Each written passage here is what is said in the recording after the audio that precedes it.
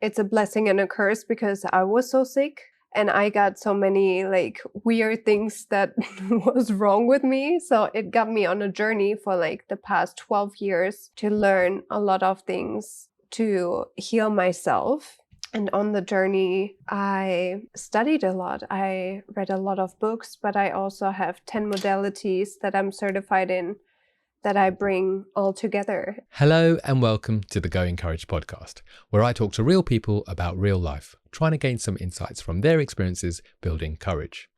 Before we get started, I just want to encourage you to hit that subscribe button on YouTube. It really helps the channel grow and it helps me to bring more guests onto the podcast. You can also do the same on Apple Podcasts, Spotify and Amazon with a like and a follow. And if you're looking for links to social media channels, you can find them at www.goencourage.com. You can also grab a copy of the Courage Journal, which is a 31-day prompted journal designed to help you build courage in your life. All right, with all that said, let's bring on my next guest and let's see where the conversation goes.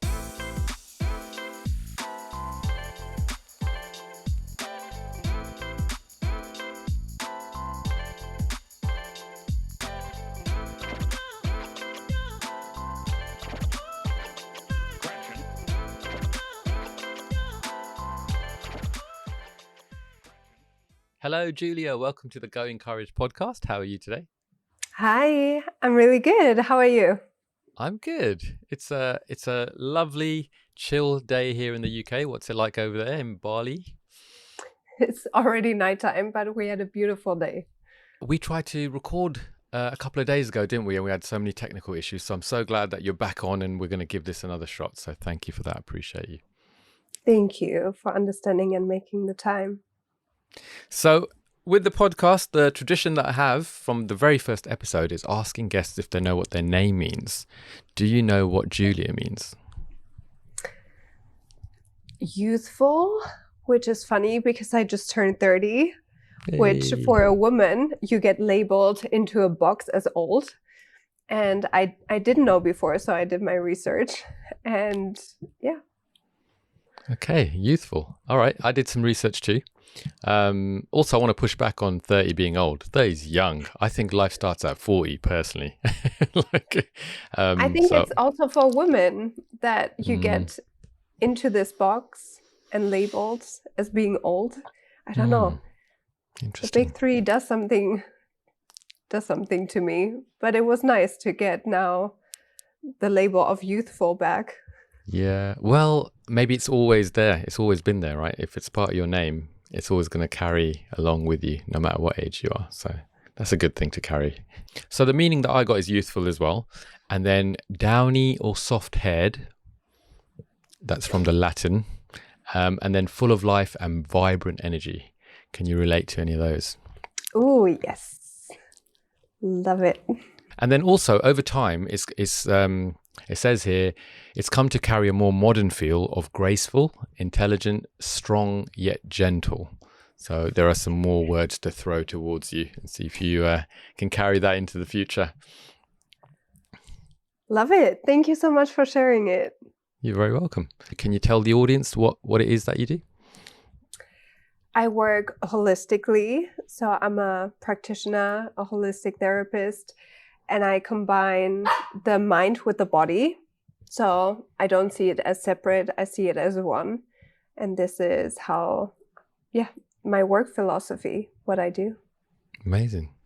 And we'll dig a little deeper into that in a little while. I think that's your dog barking in the background. How I'm so sorry. That's okay. How old's your dog? My dog just turned 4. She's an Aries as well. Oh, she's an Aries as well. Oh, you're an Aries. Okay. That's right. Very vital up there. So I apologize. Aries being the god of war, right? So are you both like just at each other's throats all the time? Yeah. Can you hear it? We're going for a walk. No, I'm not going for a walk. Yeah, we're going for a walk. Oh, there she goes. She wants to be on the podcast. Yeah. Okay. So here's a couple of fun questions for you. Favorite foods. What are your favorite foods? I'm not so much of a foodie because I don't have a smelling sense, but I love pizza. Pizza. Any particular type of pizza? Just plain boring margarita pizza. Margarita for the win. Okay. Yeah. That's really interesting. You said about smell. Is that a thing? What's the? It's a thing for me. It's a thing for you. Okay. All right. As in, you don't I have got any like sense of smell. no, because I got little tumors. It's called nasal polyps. It's part of the autoimmune condition. Okay. All right. We'll come back to that if you're happy to share. But favorite foods you've done there, cats or dogs? Dogs, obviously. Left or right? Right. And why do you say right? Because it's my dominant hand and I love to create and it helps me. Okay. All right. Cool. I always throw in left or right without any context just to see where people's brains go. But you went for What would you say? left or right? I'd go right as well. And why? I think, again, like yourself, quite similar there. I do think about my dominant writing hand. And then maybe I think I sleep facing the right. Not always, but I think just by nature. I think. Right is the masculine side and left is the feminine side. Okay. Oh, okay. All right. There you go. I'm learning as well as we go. Favorite season? I love autumn and spring. It's like death and rebirth. Oh, nice. What's it like in Bali when the difference between spring and autumn? Well, we only have 2 seasons. We have rainy season and not rainy season. And how long do they last typically? Well, half of the year you have rainy season and the other half you have beautiful weather. But it's also... Wait, it rains half of the time? Yeah, almost. Really? I didn't know that. Yeah. Well, we have huge floods as well, always, because the whole system is not really set up that it supports so much rain. But otherwise, everything is still open. Just the tourists get a little bit upset if they don't Google and just get the cheap flight and wonder why. And then go, what happened? Yeah, fair enough. Okay. Are you a dress up or a dress down sort of person? I'm either like really casual. I think I said this the last time. I'm either Adam Sandler or a little bit slutty, but there is nothing in between. It's quite extremes, like Adam Sandler. Everything's oversized. Everything's like, who's this guy? Because it's so hot here. You need to be practical. You just wear your little flip-flops and then it needs to be like breathable. Yeah. No makeup. Fair. Practical. And then the other side, the other extreme is slutty. You said slutty. I don't think anyone's ever said that on the podcast before. Okay. No, I mean professional. Of course, a professional. Yes, nice. Are you known for being early, on time, or late? A little bit late. A little bit late. How little bit are we talking about here? Well, I got so much better, but when I was a kid, it was a huge problem to go to school. I was always late. And I mean like late, like 30, 45 minutes late. Oh, late. But now, look at me. Look at you. You're not that late, is that what you say? No, I was really on time. You were on time. For both times that 3 times that we've met now online, you've been on time. And if you noticed, I was a bit late today. Apologies. Okay. You don't have to tell everyone. All right. Well, what's a special location for you? Well, Bali, obviously, because I live here since 8 years. Mm-hmm. But otherwise, I love to travel. And there are so many great places. And you can't really compare them. They all got their own little magic to it. You know what I really like about some of your content, or one piece that you wrote about every birthday you go somewhere new to mark the occasion. And I thought that's a really cool thing. And I think the last one was Japan, if I'm not mistaken. Yeah, I was in Tokyo and Kyoto. And I think it's so beautiful because when I look back, I always remember my birthday and I do something slightly out of the ordinary for each birthday. And I remember. And in this age of like, you know, loads of photos, videos, things like that, I guess those memories keep popping up, right, on social media and stuff like, you know, how it goes, oh, this is what you were doing this time last year, that kind of thing. Must be really, really nice. Cool. I've always wanted to go to Japan. Would you recommend it? Yeah, there is such a hype around it right now. But it was definitely interesting. Something so close, because it's still in Asia, but they are very in order. You need to be quiet. There is a queue before you enter the train. And if you've ever been to Bali, it's so hectic. It's like chaos everywhere. They burn their trash. And Japan is the complete opposite. So it was interesting, for sure. Yeah.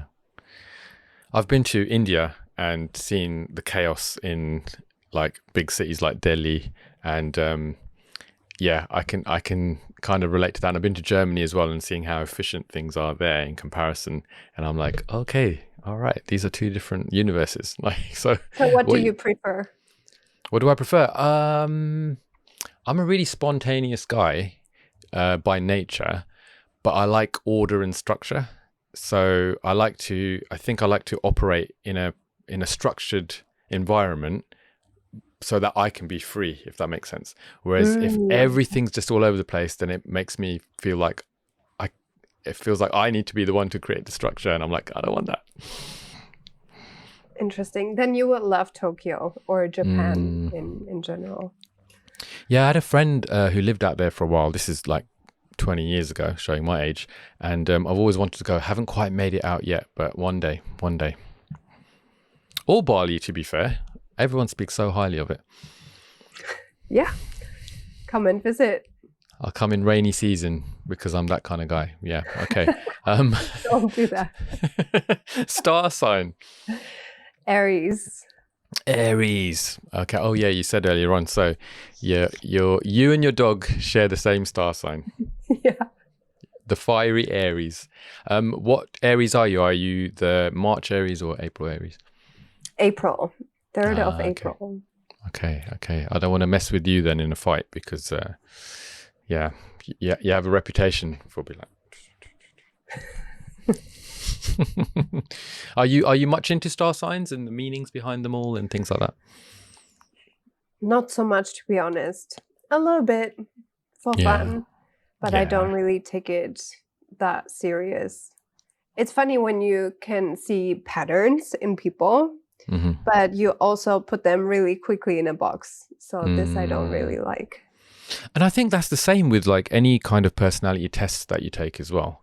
You know, automatically you start to go, oh, this person is a manifesting generator or a Myers-Briggs this category, or their love language is that, and therefore you're like, okay, I can only associate with them in a particular way. But I do think those things have value as a way for us to understand ourselves a little bit better, but it doesn't mean we're defined by them, if that makes sense. Yeah, I think 100% that also with human design, you can get so much out of it, but you also need to dig a little bit deeper or get some help from professionals, because otherwise you just go around and label people, because Bali is very spiritual. So a lot of people, it's like the second question they ask you, what star sign are you? And like, you're in a box. And then they don't want to talk to you, or I don't know. Just leave the lid open from the box. So like still be curious about the person. Yeah. I like that. We can put that on a quote and create a reel. Leave the lid open on the box. Julia Schmidt, 2026. Love that. I know you're not a big TV movie watcher, and I know you read a lot. Is there a particular book that you'd recommend? I think the past year really I enjoyed from Michael Singer. There's The Untethered Soul, which is beautiful. And his other book is The Surrender Experiment. I can highly recommend that. Amazing.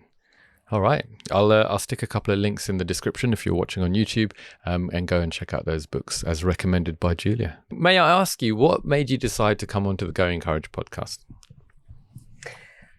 I just think that courage is such a beautiful topic, and you have such a warm, inviting energy that really lets everyone shine, and you get to know them on a deeper level, which I think is really beautiful.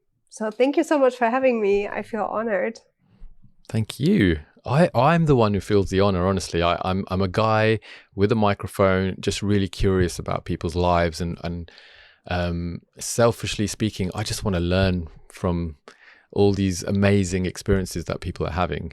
And then having you on here as part of, my vision and my kind of goal to put these conversations out there so that we can interact with people on a deeper level. I don't know, it just fills my heart. I'm so blessed. Thank you. Appreciate you as well. All right, it's getting emotional quite early. Here we go. All right, so Julia, big question. Here it is. This is the hardest question I'm going to ask you in the whole podcast. Are you ready? Okay. All right, here we go.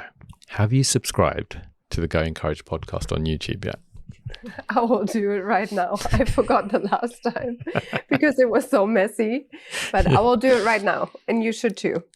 Okay. Yes. If you're listening to this and you haven't hit that subscribe button, hit it and you'll get a notification for all future episodes. So Julia, can you tell us a little bit about your upbringing, where you grew up? What were the major influences for you growing up?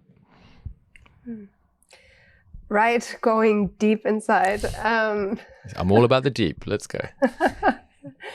I was born and raised in Germany in the middle. Mm-hmm. And yeah, I was a cheerleader. What else did I do? Cheerleading for a particular sport? No, it's just for the sake of cheerleading. It was competitive sport. Okay. So there's a lot of gymnastics, and it was even a co-ed team. And yeah, struggled my whole life with depression. And I think that's the reason why I do what I do, because I never really could find an answer, and I had everything. So my parents weren't divorced, so they were still together, had a roof over their head, food to eat, went to a private school, so really privileged upbringing. Mm-hmm. And there was no obvious reason to be so sad. And I think a lot of people find that relatable, that sometimes you just have depression or you don't really consciously know why, but there is so much sadness, and there was a lot of shame and guilt for being so sad. And when you say shame and guilt for being sad, do you mean, and this is out of curiosity, is that a reflection because you had everything on the outside that people would be looking for, and yet you still felt that depression? Is that where the guilt and shame came from? Yeah, so it started when I was 6 years old. And I couldn't really explain it because there was nothing that I could remember at this time that happened. And then you don't really have a reason. And I traveled a lot. So when I was 16, I went to South Africa to internship in a township. And you see the poverty, but what amazed me was how happy they are. And I didn't really understood it. And I got obsessed with the idea of happiness. What is it? And what are like the ingredients? Because they are chasing basically what we have. A house, food, stable family maybe. And when you have that and it's lacking, and then you look even at people, at celebrities, for example, and they don't seem happy as well. But then you go into this township and they're really, really happy. So I just got fascinated and kind of obsessed with understanding the concept of happiness. Yeah, so interesting. And I think I mean, if I relate a little bit, when I went to India for the first time, I think I would have been about 17. I think I went when I was 2, but I don't remember that. But when I was 17, very judgmental young teenager, thought I knew all the answers to everything, those kinds of things. And then when I went there and I saw the extreme poverty like in front of my eyes, completely changed me. And it changed the way I looked at how we in the West live and what we take for granted. And we're still not fulfilled. Whereas you go to these countries and you see people who have literally nothing, but they find joy and meaning in things that we take for granted. It really humbles you. Yeah. Absolutely. But we shouldn't deny how we feel and that there is always a reason for it. So maybe 3-4 years ago, I started studying everything around this topic about mental health, and I studied the compassionate inquiry with Gabor Mate. And I had so many aha moments that gave me validation of how I feel, and that we actually need the community. It's not the money that makes us happy. It's not the roof over the head. Well, it adds to it, obviously. But it is the community that you are safe and held and seen and witnessed. And yeah, in the Western world, we go further away from this. Yeah. And if we go back to that stage in your life when you were, growing up and feeling those feelings, I think in the past when we've had conversations, you talked about potentially something being spoken over your family. Can you share a little bit about that? So there are like multiple generational curses, which you don't really understand until you get help from the right people. So I got fascinated and basically dragged into the topics, not by choice, but because just how life is, into what people don't validate, what people don't see, whether it's like autoimmune issues or chronic illness. So you look fine, but you're actually sick. Generational curses where something happened in your bloodline and it's not really visible, but it's still there. And whether it's autoimmune conditions, chronic illness, so you look fine, but in every blood test, every doctor tells you you're fine, but obviously you're not. And generational curses where something happened down the bloodline and it just got passed on through generations. So a lot of people are not aware. And this is where my fascination comes from, because I struggled with all of these topics myself. So, yeah. Yeah, and I think you were sharing before that it was someone spoke something over a member of your family about not finding a home or belonging or something like that. Am I right? Yeah, my grandma, she, in the Second World War, she moved to Poland, and there another woman cursed her and basically said, if I lost my home because of you, then you are not able to have a home. And she got a really thick skin. So then it got passed down to the next generation. It's like this Instagram trend, like, do you want to keep it or do you want to double down and give it to the next one?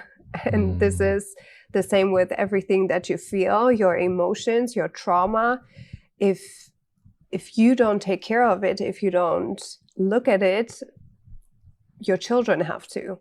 So yeah, it got passed down to the next generation. So then my mom also got really thick skin and it got passed down to me. But my uncle and aunt, they moved away. So they live in London, in Amsterdam. And I always felt like I wanted to move. So since I'm like 5 years old, I'm like, get me out of here. So whose 5-year-old says something like this? And as soon as I could, I did. So I was like counting the days until I could leave, and I got panic attacks whenever I would return. So it was something that I couldn't explain. And to feel so deeply, but you don't really have a reason consciously, is difficult. So that's why I got curious about all these topics like family constellation, where you give people answers. And it helped me a lot to dive in. Wow.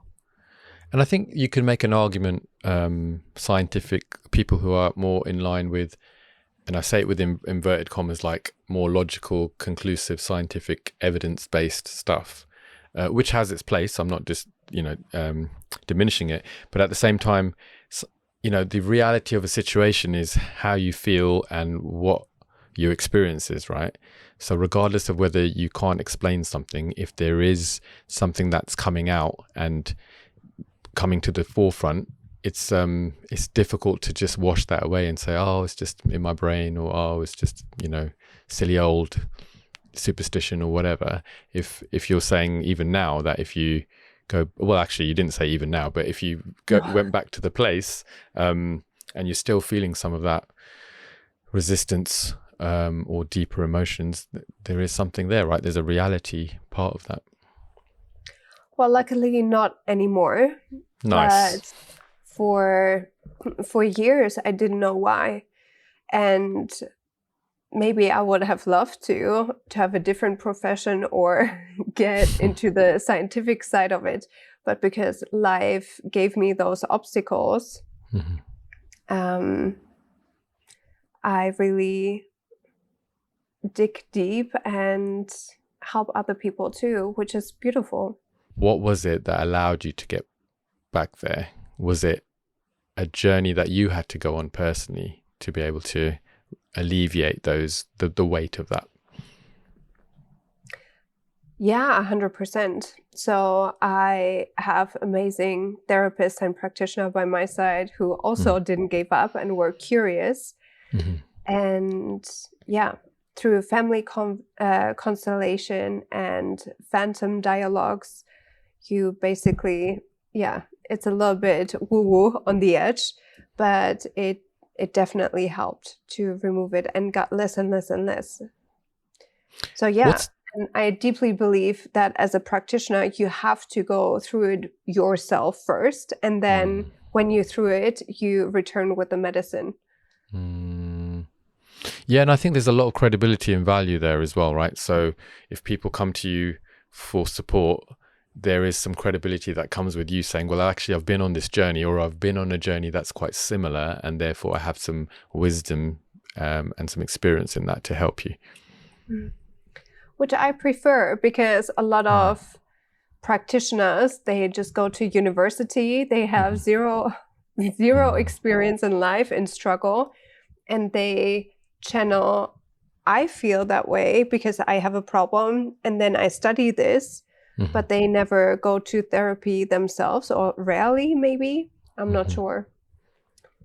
But that's why I openly share my struggles, my journey. I also disclose it with a client, for example, if it's supportive and if it's for the benefit of them. But I don't like to be placed on a pedestal and be like, I heal you. And I think that's the challenge, isn't it, with coaching is and therapy is holding space for the other person without projecting yourself onto them, but being able to hold that balance of sharing some of your experiences. And I like what you said there, if appropriate, if it's relevant to, whoever it is that you're working with. I think that's really important. Gabor Mate calls it a clean mirror. So you need to do the work on yourself first, so that you don't project anything onto the other person. Yeah, I think ancient scripture as well refers to leading by example, right? So in order to be able to lead someone to the well, you kind of need to know where the well is and how to draw water from it, right? Yeah. Sorry, no, you were going to say something. I think it's for everyone so different where the well is. So I don't know a lot of times where the well is for my client, but I'm curious and I will guide them to find their answer. And I think that's the difference between what I do versus like normal therapist.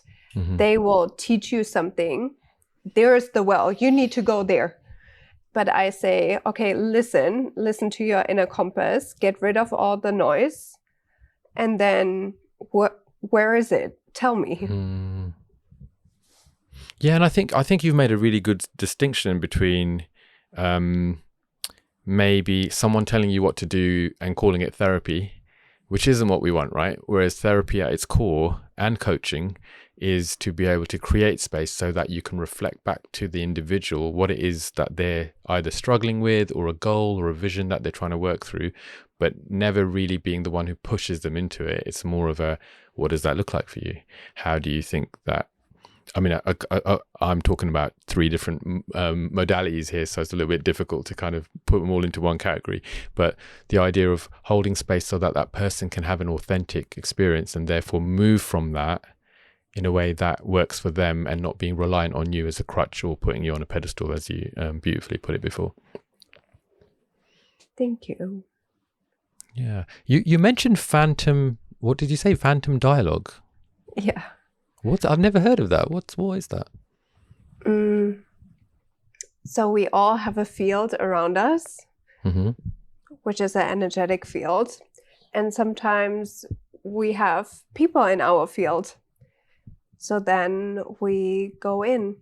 I work also with hypnosis and emotional release. So yeah, then we can have a phantom dialogue with whatever is going on, whether it's a stuck emotion, someone's in your field, and then you can have a conversation and magical things can happen.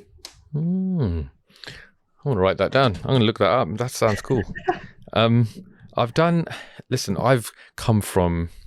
studied it's a long story, but I've studied lots of different religions and different therapies, did psychology when I was studying and things like that. And what I found is, if you come into a space with an air of judgment, you're not going to learn anything. And I think, so I've had some EFT, which I was a little bit skeptical about. And then when I had the therapy, it was so powerful and so freeing. I was like, what's all this tapping business? Come on, like what's a couple of taps going to do, you know? And then I was like, oh, okay. If you work with someone who's highly skilled, maybe even gifted in those areas, you're able to really embrace the experience and throw yourself in, you're going to get results, right? Well, at least in my view. And then hypnotherapy as well. I was like, oh, they're going to make me quack like a duck. No, it's just to take you to a particular space so that you can reflect on what's been going on the inside. Psychotherapy, I think, has its place as well. And what's really interesting about what you do is holistic, right? So you're looking at the person as a whole. And I find that fascinating, because now you're not just saying, okay, here's one slice of who you are as an individual, and we're going to work on that, and then you're going to go off and everything's going to be okay. It's more like, okay, let's look at you as an individual as a whole. And I don't want to put words in your mouth, but it's almost, well, you're not there to fix anything. You're just there to hold that space for them so that they can maybe have a sense of awareness, or have something that happens that maybe was in them that starts to be released, and things like that, which I think is really fascinating. And it has to come with an air of curiosity, I think you were saying before. Thank you so much. Yeah, I think it's just a lot to work holistically, because then you go into the like woo-woo square, but also you need to really understand the mind, how it works, and how does trauma work, but then also the brain or the physical body. So we differentiate on which layer of the being did something occur. If someone comes to me with a like aching knee, for example, I would check first, like, is it on a physical body? Like, did you play soccer? Or is it emotional? And then it's like the left or right. So, for example, if it's the left knee, it's the feminine side, maybe something with your wife, with your mother. And then the knee stands for stability. Okay. So we all go into like different layers. Interesting. And not just treat the knee, but just by being curious, okay, what actually happened? And where did you learn this? How did you get to this space?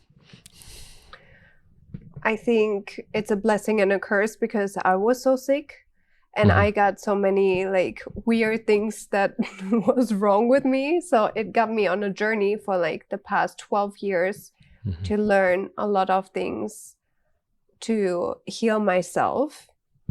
And on the journey, I studied a lot. I read a lot of books, but I also have 10 modalities that I'm certified in that I bring all together. And it's like brain health from Dr. Amen, who's like the leading brain researcher. So actually, how do you read an MRI? Or then understanding the mind from the leading trauma researcher, Gabor Mate.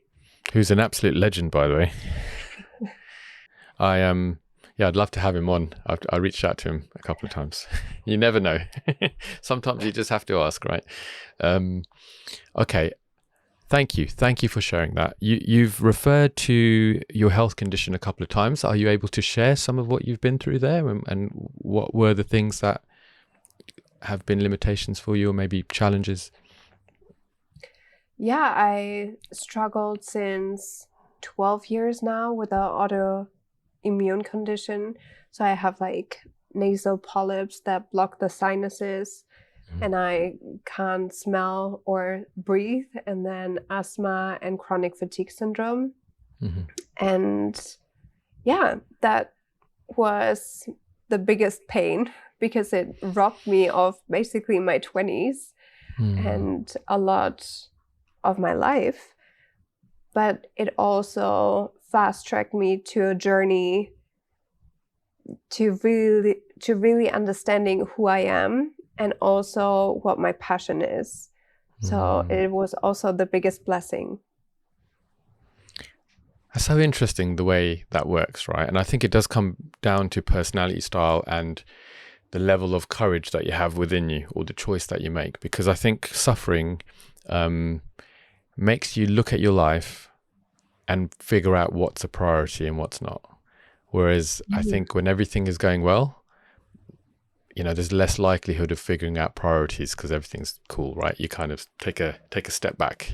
You're not in the driving seat anymore. You're just chilling, right? Whereas I think when you go through really tough things, it starts to really show you what your value system is and what it is you value and actually what is important to you. So I bring that to the conversation from the perspective of you using the word blessing there, because sometimes people really don't understand the blessing of being in a place of suffering. Yeah, I think there is nothing completely black or white. You always get something out of it. If you've been to rock bottom and someone said, if you go to rock bottom, always get the pearl. Don't come up and don't bring a pearl. And I really resonate with that. Yeah, and that can come from just being optimistic in nature, catching thoughts from an NLP perspective and trying to rewire the way that you think. But also it can come from having a faith, having a sense of bigger picture, and pragmatically speaking, also looking at what's in front of you and going, okay, it's nice to dream about the things over there, but actually what is the reality of my situation? How can I make the best of it? And I think those are skills that people can develop if they want to. And I think sometimes it needs a little bit of distance, because if you are really in the mud, you can't see it. But if you look back when you had a tough time, maybe 6 months or a year ago, what came out of it? Why was it a blessing? And each and every time where I really struggled, I can say what the benefit was, why it happened, or what, like, the pearl out of it. Yeah, I like that analogy. Yeah, that's good. And it takes a shitload of courage, right? To go, I'm scared, or I don't know what the future looks like, or I can't work this stuff out. And so there's heavy burden on you. And in order to get out of it, yes, you can think things through. Yes, you can go off and get some more education. You can have some support. But on the inside, on a very personal level, it takes an element of bravery to go, amongst all the darkness, I'm going to find a little candle of light that's going to ignite me to move forward, even if it's just one baby step forward, right? It's a step in the right direction. And I think it takes courage personally. I think that's probably why I'm so in love with the word, and why I'm so passionate about wanting to build more of a more courageous life. Tell me more about that. Tell you more about that. About why, or? Because is it born outside of the struggle, from the struggle? The podcast and the topic of courage? I think so. I think if I go back to like baby days, well, not when I was a baby, but like really young days, the heroes that I looked up to were Superman. There was like a Bollywood actor called Amitabh Bachchan who was in like a lot of films that were about nobility and discipline and doing the right thing even when it costs you, things like that. And so there was a inherent messages within me, or at least that I was interested in, to do with being heroic. And part of being heroic was to have courage. But the courage wasn't that you weren't scared, it was that you were scared, but you chose to go in that direction. So I think with a lot of distance, I've looked back and seen those messages in me. So even now, when I choose to watch a TV show, a movie, whatever, I tend to gravitate towards things that have a hopeful message underneath, whatever that might be. Even if it's just a simple story of, someone helping someone else, I think beautiful. Or it could just be full on superhero adventure, saving the day, that kind of thing. So I think that part was early on, but then later in my life, and a little bit like yourself, grew up in a happy household. Things were going well, good family, all the stuff. And I found myself making some questionable decisions as a teenager, and falling into a place of anxiety and depression, and losing some family members and a friend to death. And then that kind of made me really think about what is the meaning of life, the purpose. And I was having depression, anxiety, chronic panic attacks, things like that. And I went on a bit of a intellectual journey with religion and spirituality, but also with psychology. And then I kind of went on this spiritual journey and had some therapy over the next 10 years, and came out the other side stronger, a little bit more assured of who I am and what the world around me looks like. But I think there was a lot of judgment, and when you feel like you've come out of something, you feel like you want to tell everyone, yes, this is how you do it, this is the way, and then with that comes a lot of humility. And so I used to write a blog post around just my thoughts about just stuff in life. And then I got to a point of, sorry, this is a really long answer, but I got to a point of podcasting. And so when I got here, I really wanted the podcast to be an extension of my heart, and my heart is fascinated with courage. And so it took courage to come out of the panic attacks and anxiety and things like that. It took courage to start a business and do that for 16 years or so by myself mostly. It takes courage to, be a dad and turn up for your kids and all the stuff. It took courage to, all the stuff. So I think that's where it's come from. And I have been through some really tricky, tough couple of years. And the thing that keeps me motivated and happy and like really renewed is doing this podcast. It's been a lifeline to me. And so it doesn't feel like work. It feels like, I don't know how to put it into words. It feels like a calling, which might sound a bit dramatic because it's just a couple of mics and a camera. But for me, it's meant a lot. Thank you so much for sharing this. Thanks for asking. And thank you for creating this space, because you never know who listens, who needs to hear just a little snippet of it. Yeah, I get really emotional when I get feedback from people. Not feedback like, oh, nice lighting, oh, great guest, like that's whatever. But like, I mean, thank you. I'm not dismissing that. But you know, like I've had some people just write back saying, hey, your relationship series has been really powerful. Me and my husband, we were, you know, in a really tough state. A tough place, and we watched, you know, your interview with a family therapist, and now our marriage is a lot stronger. We've decided to go to therapy. We're doing this, and I'm like, yes, something's happening. And some other people who have like been a bit more courageous about their battles with epilepsy, because I had someone who was struggling with that on the podcast a little while ago, and other little things. And when they come back with that. And if you're listening to this, guys, if any episode has meant anything to you, I'd love to hear back from you. And I don't keep that to myself. I actually share that with my guest as well. I say to them, hey, do you remember that thing we did? This person's come back with that. And it means the world, because I think a lot of us in this space, we're wanting to help in any way that we can, you know, and contribute to people's wellness. So those kinds of things are really powerful and meaningful to me. But I'm aware that I've been talking a lot, so I want to throw that back at you. Like in your work, when you're working with clients, do you have the opportunity to get feedback and for them to, you know, come at you and say what has changed for them? Yeah, and I think that's the whole reason why I do it. Because when I think of my therapists, I always get emotional, because I wouldn't be here without them. And if I can be that person for someone else, this means the world.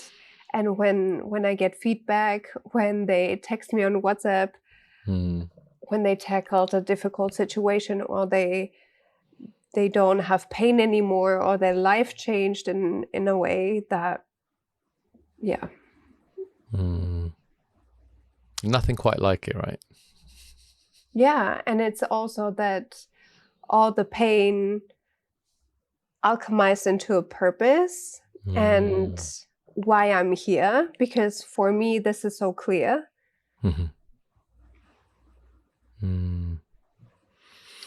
Beautiful. I spoke to someone yesterday. He's a dear friend of mine. He gets mentioned on the podcast sometimes. Name is Neil. He's in Melbourne, Australia, and he watches the episodes.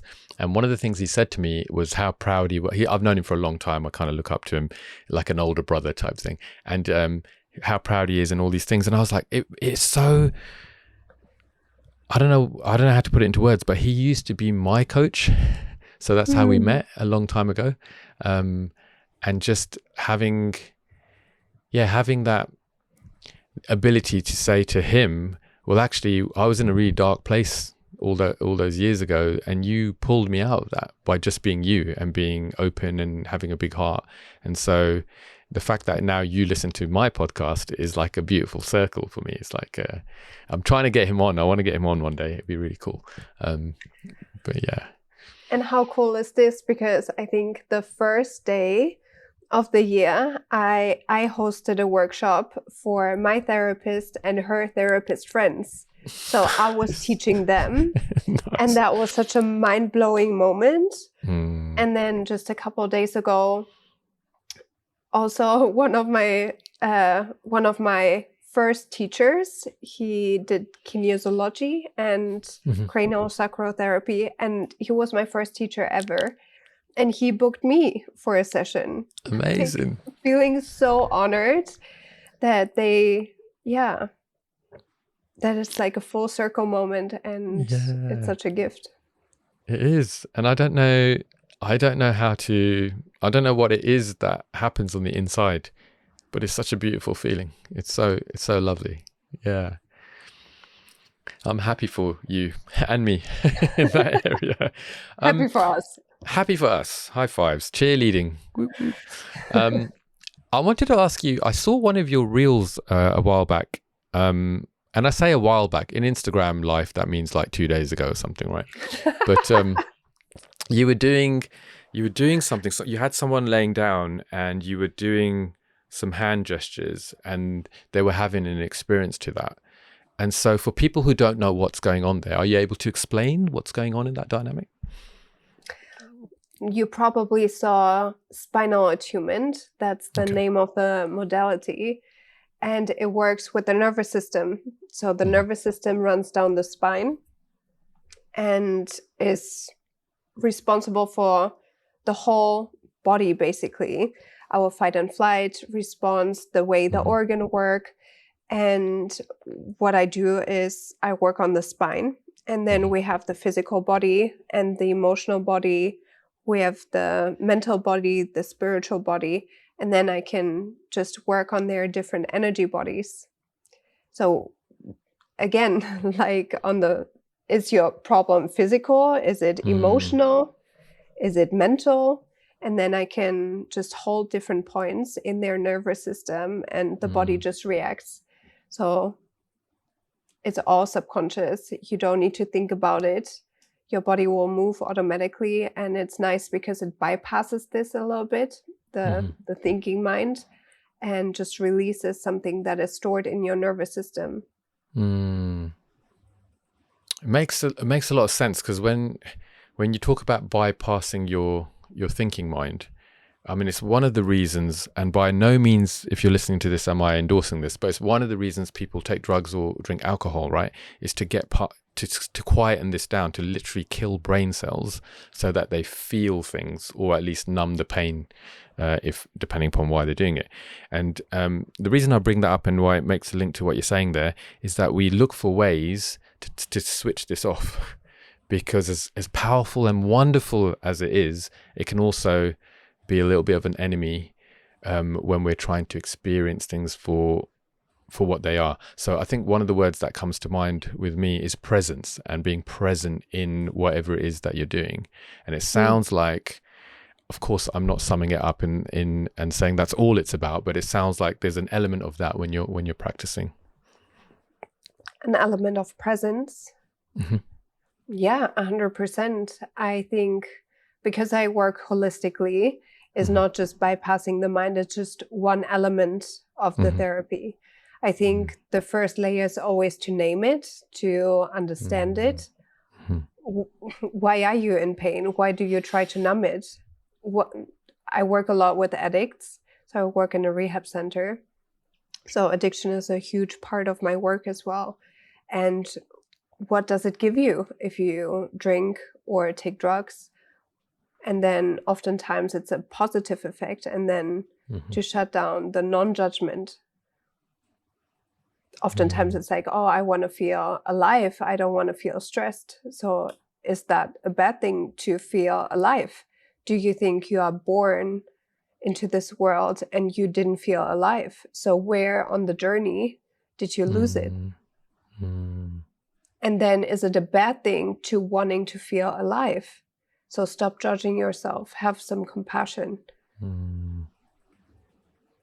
Yeah, allowing grace for yourself. Yeah, powerful. And do you, from a spiritual perspective, are you spiritual by nature? Do you believe there's a God, a higher power? I don't like to outsource my power. I do believe that it's within. And that we have a lot of power to also influence the world around us. And our mind is so powerful. What we believe in, it reflects in the outside world. So, but I would say that I'm spiritual. Do I believe in a God or gods?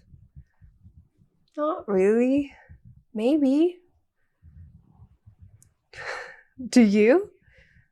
I do. I think there is a divine presence, but I don't think in our collective humanity we've been able to capture exactly what that is. And I don't think we have the ability to either, personally speaking. And so whilst I love, dabbling in, lots of scriptural history and, curious about people's spiritual practices, I still think that you don't want to lose your life lost in that study, but not actually live the life, if that makes sense. So I do believe that we are in relation, whether we want to be or not, with a divine source, whatever that looks like. And I would say, if you were to label me and put me in a box and close the lid, I would be a Christian. That's where I would, I guess, be identified or associated. But I think my faith is this innate desire that there is a loving God, if you want to call him God, and that pure love that we can't quite comprehend lives externally. However, we can have a relationship with that external love so that it lives internally, and it was always in us from the beginning, a bit in line with what you're saying. And it's actually what we do with that. We are so empowered. We're looking outside for answers, but actually there's a lot within us. And I think if you can, this is just my view, I think if you can align the two together, it's a powerful place to be. Whether or not I can sit here and tell other people how that works, no, I don't. I don't think I can. I think I used to think I could, but I think now, if you go into it with a sense of curiosity and an open mind, you'll see wonders and, to use your word, magic and all sorts of incredible things. But I think there needs to, my personal view again, I think there needs to be a balance. So reality, spirit, science, woo-woo, like all the stuff, prayer, meditation, all the things, there's an overlap there, and it's kind of working out what works for you. 100%. And I love this conversation because everyone got such a different view on things and their own little dance. Yeah, what would you say is the purpose of life? Because it's also such a religious, spiritual thing that I love to ask. The purpose of life. We're just doing light questions today, right? Nothing too crazy. Just purpose of life. I know this is going to sound like a little bit, like I'm dodging the question. I'm not, but I think it's to love. I think the purpose of life is to love and to experience love. And I don't think we understand really what love is.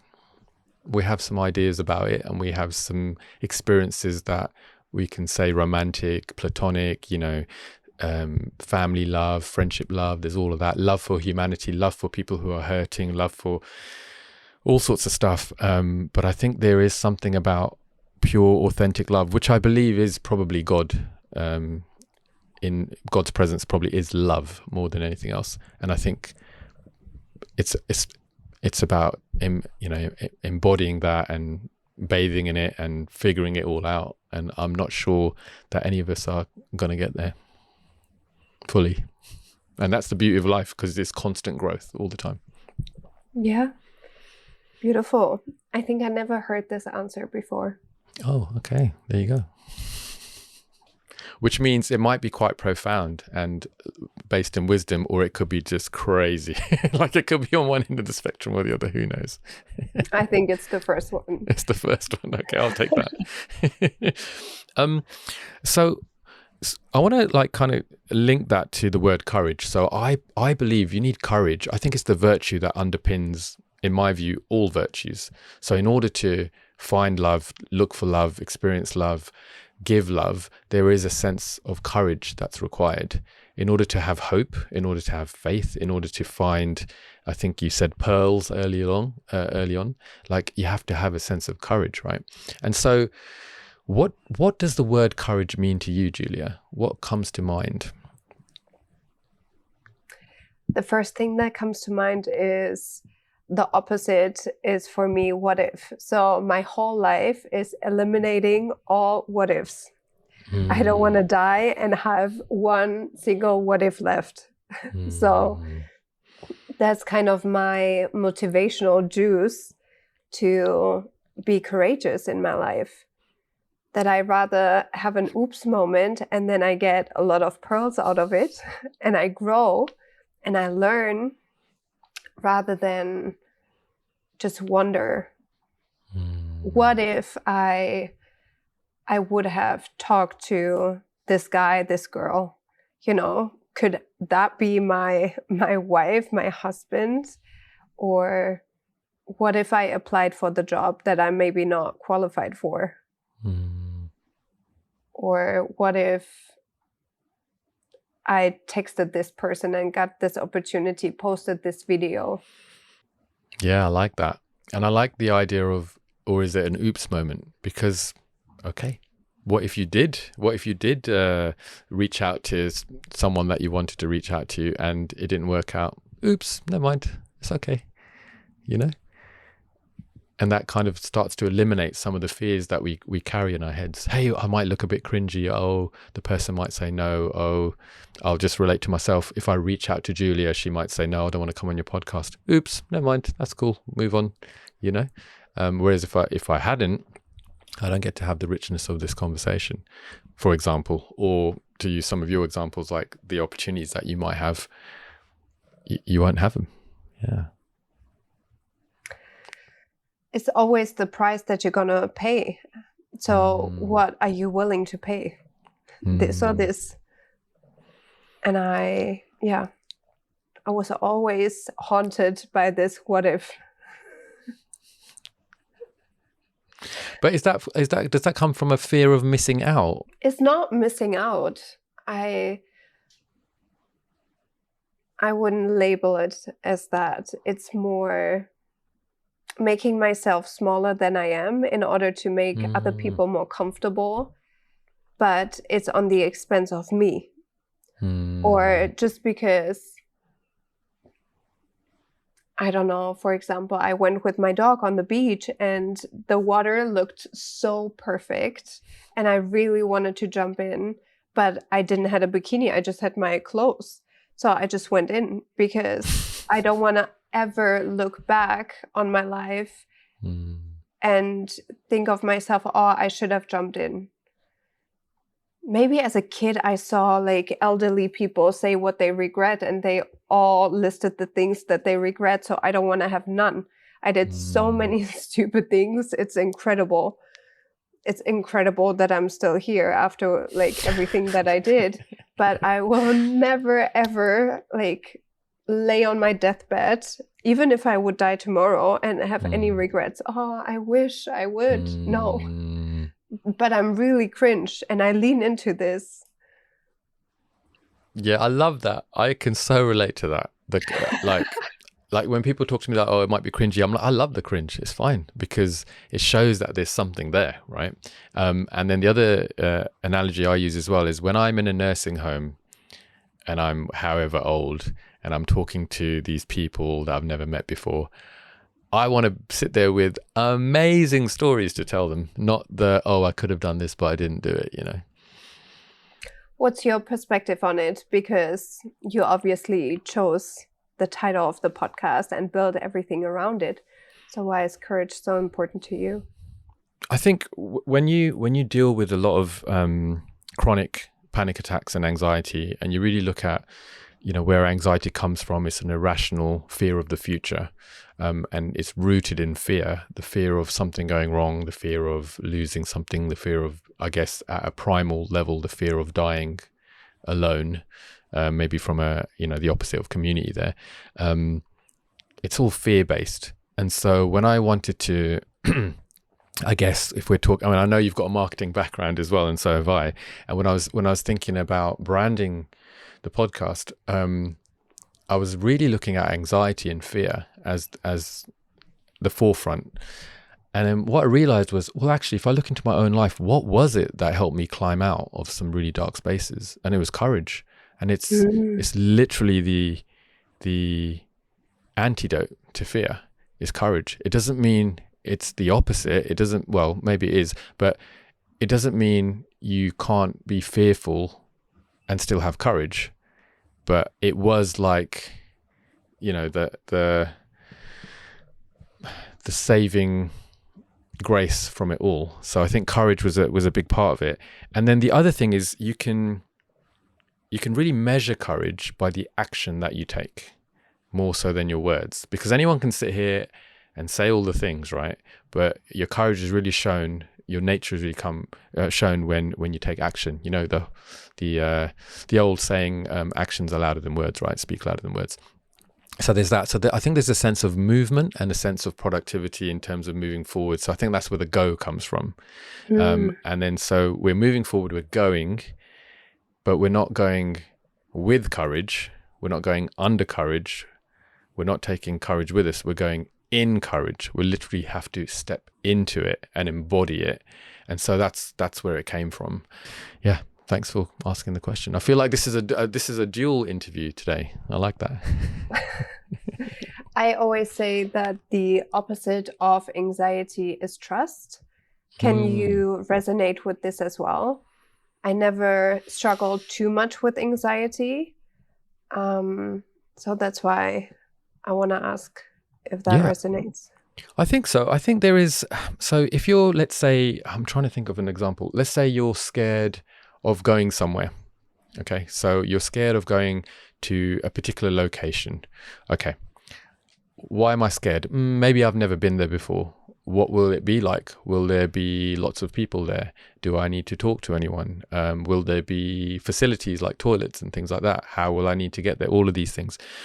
So then if we take your idea of trust, okay, I trust the word of my friend who's been there before, and they've told me, oh, it's not a very big room. There's going to be 10 people. Okay, I trust you.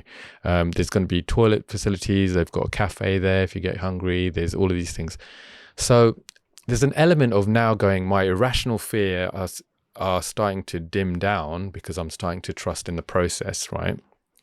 But I would challenge back and say it's not enough, because even if you trust that what's going to happen is going to be all right, there is this still an element of actually doing the thing, if that makes sense. So I think there's an element to that. And I think again, it depends, right? It depends on the situation. We're using this particular analogy. But I think once you've been there a few times, then fair enough. There is an element of trust. There is an element of, oh yeah, I know what it's like, and therefore I can calm down a little bit, and I can, I can quieten down some of those things. But in order to get there, there needs to be an action, and the action is courage. So, I got really how do you say this? Faceted. Yeah. Multi-layered. Mm-hmm. Yeah, multi-layered approach. We touched a little bit on marketing there. You walked away from a marketing agency. You used to run a marketing agency, didn't you? And you were in, if I remember correctly, sunny Australia when you did that. What was that like? No, in Australia, I had a different job. Oh, okay. When I came to Bali, this is when I had the agency, and the clients were mostly in Europe. Right. Okay. And you walked away from that. Yeah, I built it up, and I had some amazing clients, and it was so much fun because you can be creative, and I studied graphic design, and I learned a lot about marketing and so many exciting clients. But my health got really to a point where I'm like, okay, really need to take care of this and want to dig in deeper. So I took a step away, and I'm on the journey of healing myself and others ever since. Which sounds like a great little, 30-second story, right? But if I zoom in, that would have taken some courage, right? To actually start the business in the first place. There would have been an element of you having to dig deep, I would imagine. And then to step away from that as well. That would have taken, I would assume, some courage as well. So there's two big decisions there that you're making. How would, if someone was going through that and they were listening, what would you say to them? How did you get to those places within yourself? I mean, sorry, not into the marketing agency, but within your own heart. I think I didn't have an option. Okay. To be quite honest, I lost my home in Australia, so I stranded in Bali, and of course, it took some courage to like start from scratch. But with my health and becoming a practitioner myself, it's first of all to help myself. I studied every single modality to find an answer for myself. And I spent so much money. So that took a lot of courage. But there was an element of hope that if I find the answer, then I get my life back. And also then I can support other people as well.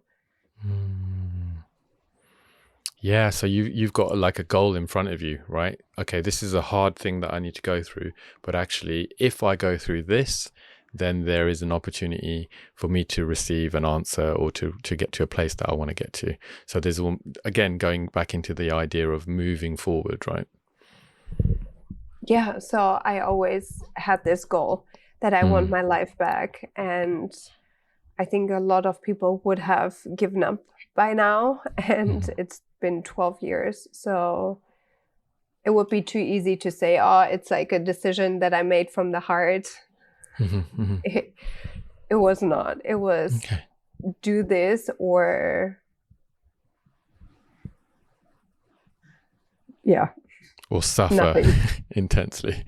Suffer, die. There was not another option.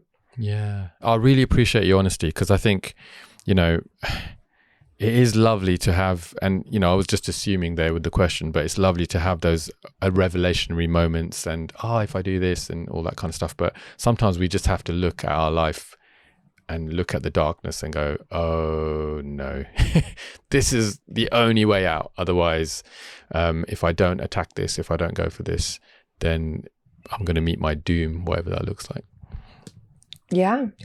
And it took the most courage to actually look and take responsibility and be honest with yourself. So I think in the whole process, this was where I needed courage the most, to really, look at the shit you are standing in and be honest with yourself, take accountability. And this is like my whole philosophy now for everyone that I work with, because I feel like that the wellness industry, the spiritual industry, is a lot about manifesting, screaming affirmations in the sky and hoping it works. But whenever you don't look in the shit that you are standing in, nothing will work. So this is my approach: to first clear that, sit in it, get all the pearls, and then the good things that you are trying to call in will happen automatically. So it's like this balance of light work and shadow work, and you can't have one without the other.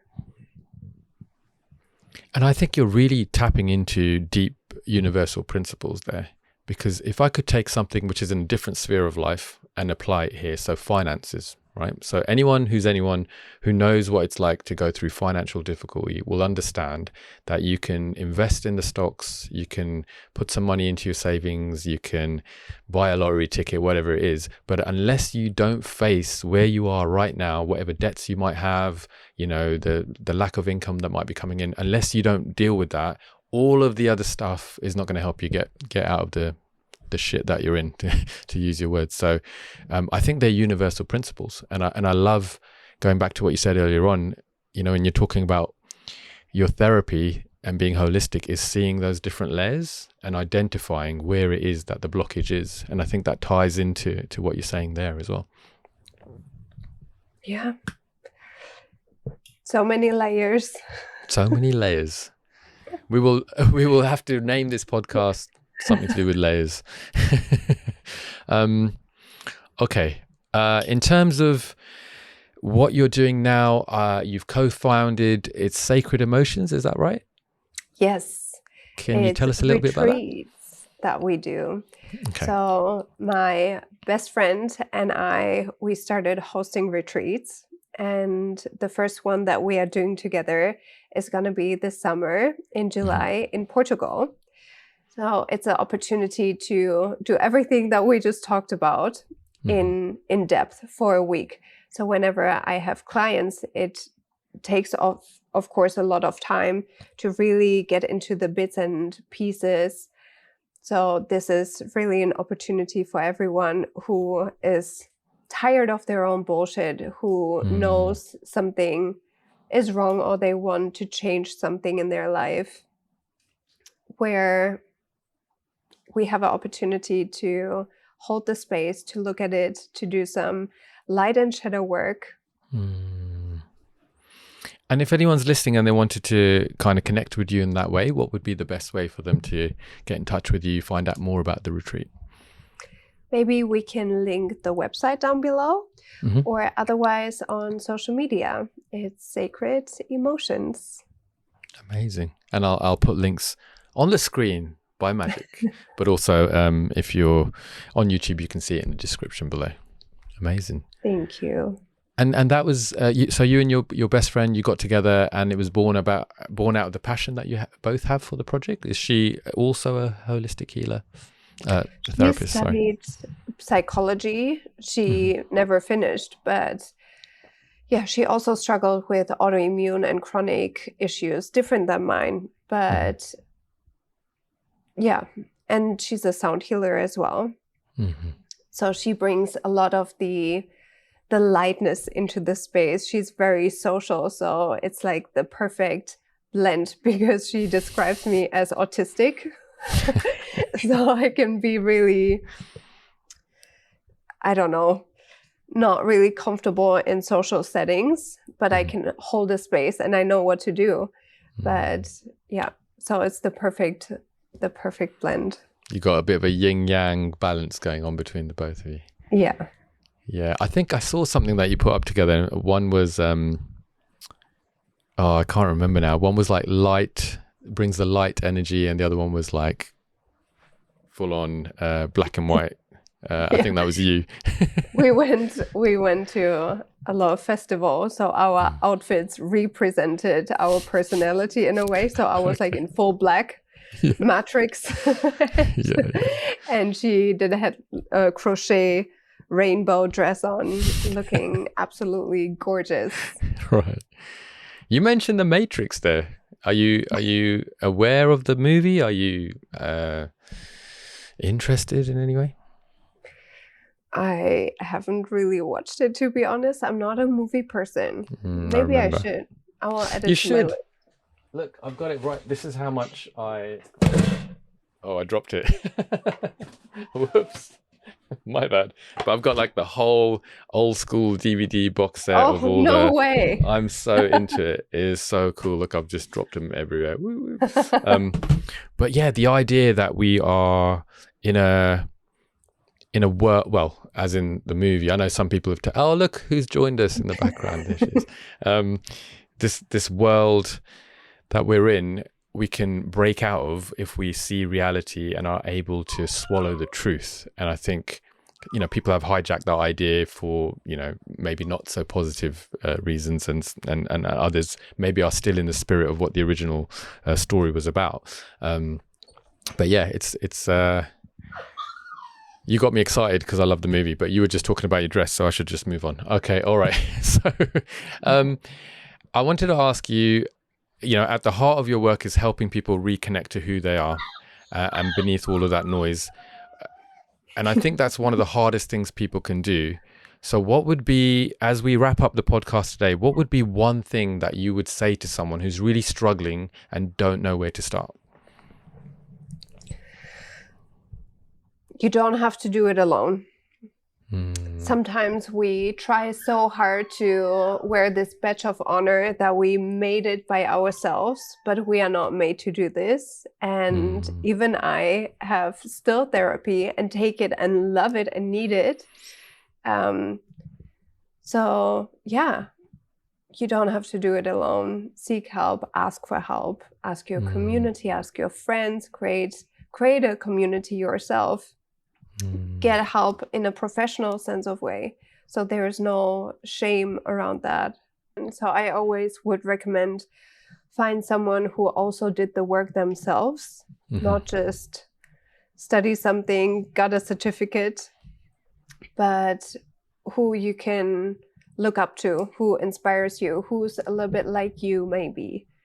Okay, well, thank you for that. I am really happy that we got to podcast again. I know we had some real technical issues the last time we tried to get together, which thankfully was only a few days ago. So I'm very grateful that we were able to find another gap in the diary to talk. Could you just say again, Sacred Emotions, that's your Instagram handle where people can reach out to you, find out more about the retreats? Yes. So that's for the retreat, Sacred Emotions, and the Holistic Safe Space is for one-on-one sessions.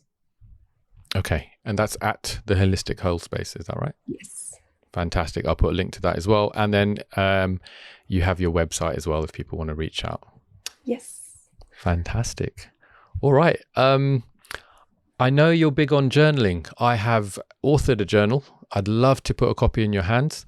I'm going to just put a link down below as well where people can get a copy of that if they'd like to. But it's a 31-day prompted guided journal to help build courage over a period of a month. Although it's quite flexible. You don't have to do it every day. You can spread that out over a number of months if you like. But I know you like journaling, so I'd love to get a copy of that sent out to you. So I will try and make that through to rainy Bali somehow and get a copy in your hands. So yeah, please receive that and let me know what you think. Thank you. I appreciate it. And thank you so much for hosting this and your curiosity and time and space. I really appreciate it. You're very welcome. So if you've listened to this podcast or watched online, we want to encourage you, cheerlead you, and just keep saying to you that whatever you're going through, whatever's going on in your life, keep moving forward and to go encourage. I will see you on the next episode. But for now, we're saying goodbye to Julia. Thank you for being on the show. See you later. Thank you. Hey, really hope you enjoyed that episode. And I hope there was something there that you can take away and reflect on. If you'd like to continue the conversation, you can do so publicly on YouTube via the comments, or if you prefer to be more private, you can DM me on Instagram and the handle is @GoEncourage.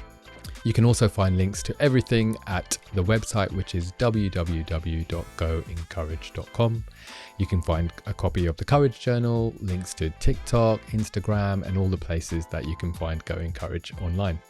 You can also have a look at the upcoming Go Encourage blog, which is coming soon. So yeah, definitely do check that out. But my encouragement to you is whatever you're doing, whatever you're going through, keep moving forward and to go encourage. I'll see you on the next episode.